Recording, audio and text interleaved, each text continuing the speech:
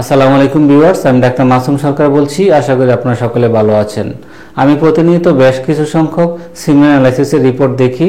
তো বর্তমানে সবচেয়ে বেশি যে সমস্যাটা পাওয়া যাচ্ছে সিমেন অ্যানালাইসিসের ক্ষেত্রে, এটা হচ্ছে অলিগো অ্যাস্টেনোজোস্পার্মিয়া।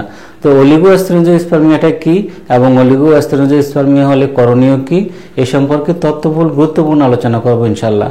তো আসুন আমরা প্রথমে জেনে নেই অলিগো অ্যাস্টেনোজোস্পার্মিয়াটা কি। এই অলিগো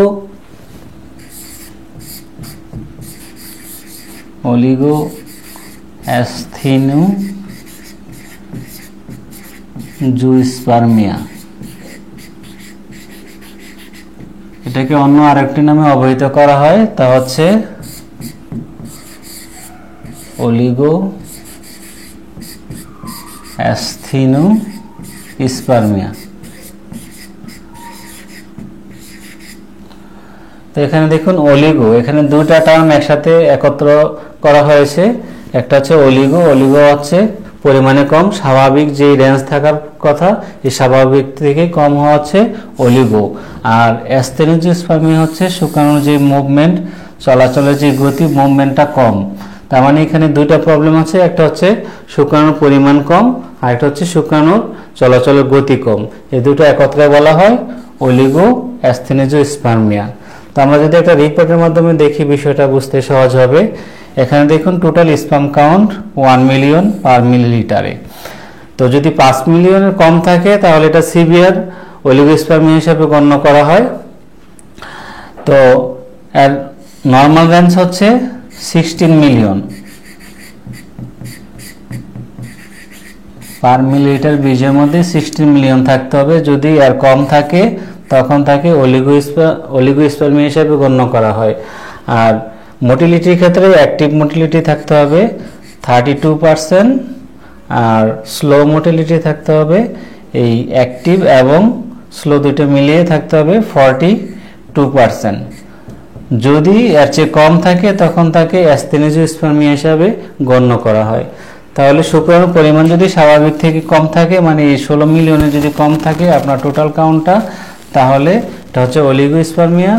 আর মোটিলিটি যদি অ্যাক্টিভ 32% এবং অ্যাক্টিভ এবং স্লো দুটো মিলে যদি 42 এর কম থাকে তাহলে তাকে অ্যাস্থেনোজোস্পার্মিয়া হিসাবে অবহিত করা হয়। আশা করি আপনার বিষয়টা বুঝতে পারছেন।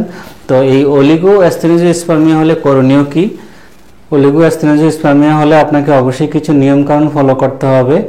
যাদের ওজন স্বাভাবিকের চেয়ে বেশি রয়েছে, তো সেক্ষেত্রে বিএমআই অনুযায়ী ওজনটা স্বাভাবিক করার চেষ্টা করতে হবে।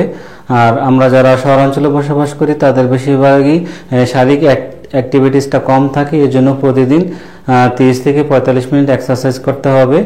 আর এই সময় অনেকেই বেশি দুশ্চিন্তা নেন, দুশ্চিন্তার কারণে কর্টিসল হরমোন নিঃসৃত হয়, এজন্য অতিরিক্ত স্ট্রেস নেওয়া যাবে না, মানসিক চাপ নেওয়া যাবে না, সবকিছু আল্লাহর উপর ছেড়ে দিতে হবে, তাহলে আপনার কাজটা খুব সহজ হয়ে যাবে। আর অনেকেই রাত্রি জাগরণ করে কাজ করেন, এটা একেবারেই করা যাবে না। 9টা 10টা বা সর্বোচ্চ 11টার মধ্যে ঘুমাতে হবে, কারণ আপনি যদি ঘুমের বেনিফিট পেতে চান তাহলে অবশ্যই আর্লি ঘুমাতে হবে, কারণ রাতের 4টার পর থেকে আর ঘুমের বেনিফিটটা পাওয়া যায় না। আর এই ঘুমের মধ্যে সেল ডিভিশন হয়, হরমোনাল পরিবর্তন হয়, এই জন্য অবশ্যই আপনাকে আর্লি ঘুমাতে হবে এবং 6 থেকে 8 ঘন্টা ঘুমের ব্যবস্থা করতে হবে। আমরা প্রতিদিন যে খাবার দাবার খাই এর মধ্যে সব ধরনের পুষ্টিগুণ নাও থাকতে পারে, এক্ষেত্রে আপনাকে এই স্বাভাবিক খাবারের পাশাপাশি এক্সট্রা কিছু খাবার গ্রহণ করতে হবে যাদের স্পামের সমস্যা রয়েছে। এর জন্য আপনারা মিক্স বাদামটা খেতে পারেন, কাজু বাদাম, পেস্তা বাদাম, আখরোট, চীনা বাদাম, কাঠবাদাম, এই 5 রকমের বাদাম, এর সাথে সূর্যমুখীর বিচি এবং মিষ্টি কুমড়া বিচি একত্রে খেতে পারেন প্রতিদিন 1 মুঠ করে। এটা আপনারা ঘি দিয়ে ভেজে খেতে পারেন অথবা কাঁচাও খেতে পারেন, তো প্রতিদিন 1 মুঠ করে খাবেন।